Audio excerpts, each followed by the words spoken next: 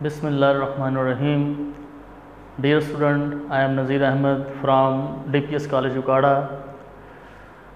कैसे हैं बेटा? ठीक ठाक हैं आप लोग?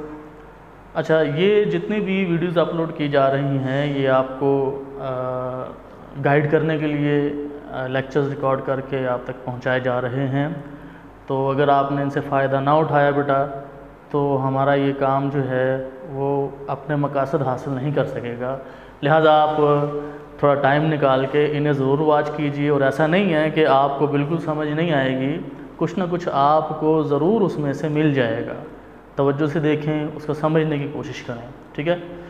तो आज हम जो टॉपिक डिस्कस करने जा रहे हैं वो है define significant figures and discuss the rules to find significant figures. Significant figures क्या हैं और उन्हें मालूम करने के लिए हम कौन से रूल इस्तेमाल करते हैं।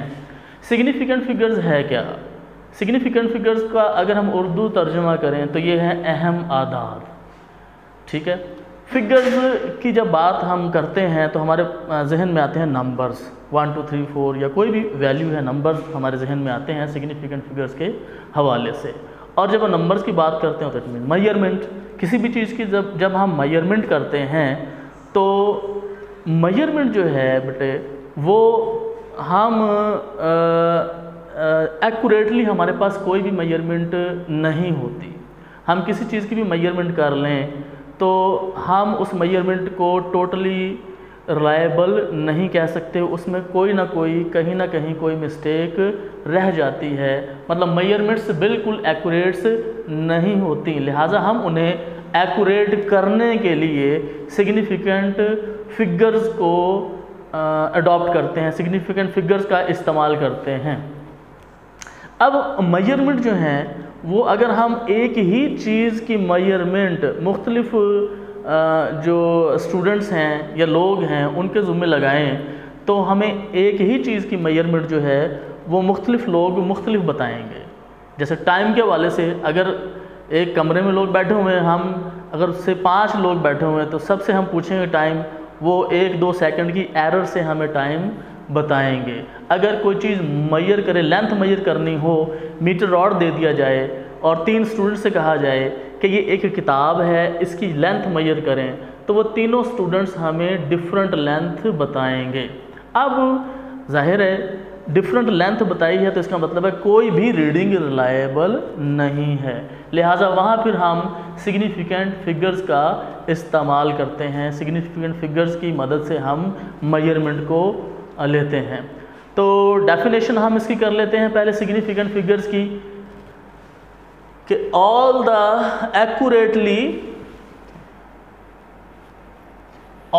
Accurately known digits and first doubtful digit in an expression are significant figures. यहाँ आरकाल्ड लिख लें, यहाँ आरकाल्ड का इजाफा कर लें, यहाँ आरकाल्ड सिग्निफिकेंट फिगर्स। यानी हमारे पास कोई भी मेजरमेंट है, हमारे पास कोई भी वैल्यू है, उसमें जो वो डिजिट्स जिन पर हमें श्योरिटी है कि ये तो हैं ही, और बाकी पहला वो डिजिट जिस पर हम कंफ्यूज्ड हैं कि यार ये इसकी वैल्यू एग्जैक्टली इतनी है भी या नहीं, तो वो पहला डाउटफुल डिजिट। और जो all the well non digits हैं, जो एक्यूरेटली जो श्योर नॉन डिजिट्स हैं, वो क्या कहलाएंगे? Significant figures. जब आप लैब में जाएंगे तो आप वर्नियर कैलिपर्स या स्क्रू गेज, माइक्रोमीटर या स्क्रू गेज का इस्तेमाल करते हैं। तो आप लेंथ मेजर करते हैं किसी बॉल की या किसी सिलेंडर की या किसी बॉल का डायामीटर मालूम करते हैं।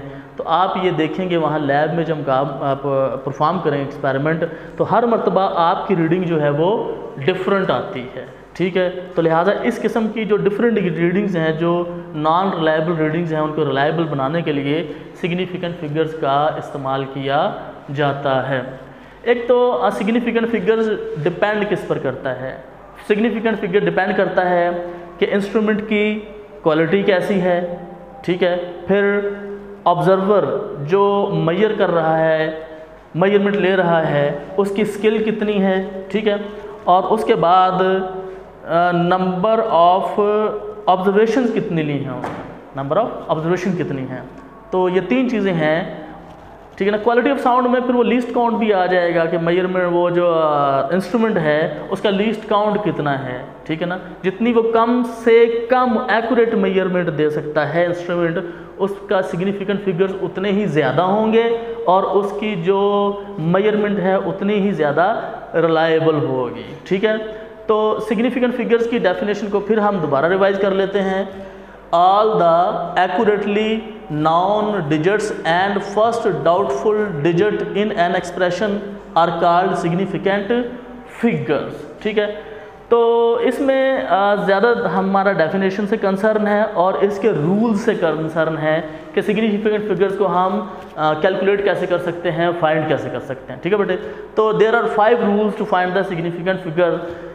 पहला रूल ये है, पहला रूल कि all the non zero digit in a measurement in a value are significant figure. For example हमारे पास कोई वैल्यू है 2 4 5 3, ठीक है ना। इसमें सारे नॉन जीरो डिजिट हैं तो इसमें सिग्निफिकेंट फिगर कितने होंगे? 4। एक और वैल्यू ले लेते हैं 2.25, इसमें सारे नॉन जीरो डिजिट हैं, 2 भी नॉन जीरो, ये भी नॉन जीरो, ये भी नॉन जीरो, तो इसमें कितने सिग्निफिकेंट फिगर्स होंगे? 3, ठीक है ना। इस तरह जो वैल्यू हमारे पास जो मेजरमेंट है उसमें जितने भी नॉन जीरो डिजिट्स होंगे all will be the significant figures. दूसरा रूल है zeros between non zero digits या zeros between significant figures. For example हम कहते हैं कि 2002, अब देखें ये भी नॉन ज़ीरो और ये भी नॉन ज़ीरो और इनके दरमियान ट्रैप्ड 2 ज़ीरोज़, तो वो ज़ीरोज़ जो नॉन ज़ीरो डिजिट्स में ट्रैप्ड होंगे that will also be significant figures. अब यहाँ इस एक्सप्रेशन में 4 सिग्निफिकेंट फिगर्स हैं, 4। एक वैल्यू और ले लेता हूँ मैं समझाने के लिए, 30303, ये ले, ठीक है। इसमें ये देखें ये भी नॉन ज़ीरो, ये भी नॉन ज़ीरो, ये भी नॉन ज़ीरो और ये जो ज़ीरोज़ हैं ये ट्रैप्ड हैं between non zero digits. So these zero will also be significant figures. तो इस एक्सप्रेशन में कितने सिग्निफिकेंट फिगर्स हुए? 5। इस एक्सप्रेशन में 5 सिग्निफिकेंट फिगर्स हुए, ठीक है।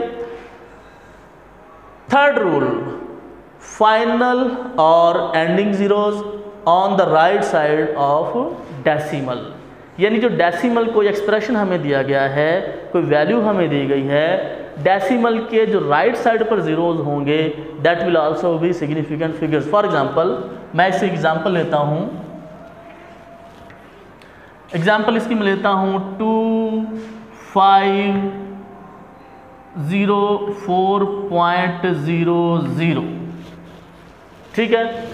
यहाँ पर ये देखें ये तो सिग्निफिकेंट फिगर्स हैं ही जो पहले 2 रूल्स के मुताबिक हम डिस्कस कर चुके हैं, और ये रूल ये कहता है कि डेसिमल के बाद वाले ज़ीरोज़ भी सिग्निफिकेंट फिगर्स कंसीडर किए जाएंगे, चाहे जितने मर्जी ज़ीरोज़ हों, डेसिमल के बाद वाले ज़ीरोज़ भी सिग्निफिकेंट फिगर्स में कंसीडर किए जाएंगे। लिहाजा इस एक्सप्रेशन में कितने सिग्निफिकेंट फिगर्स हुए?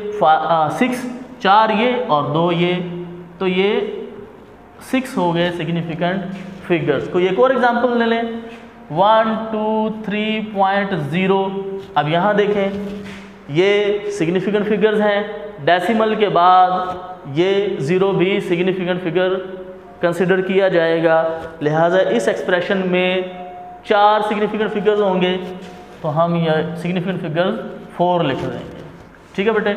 उसके बाद है चौथा rule, 4th rule, leading zeros, ठीक है ना। लीडिंग ज़ीरोज़ क्या होते हैं? लीडिंग ज़ीरोज़ होते हैं ये ज़ीरो तो हम प्लेस करते हैं ताकि डेसिमल की पोजीशन को हम क्लियर कर सकें।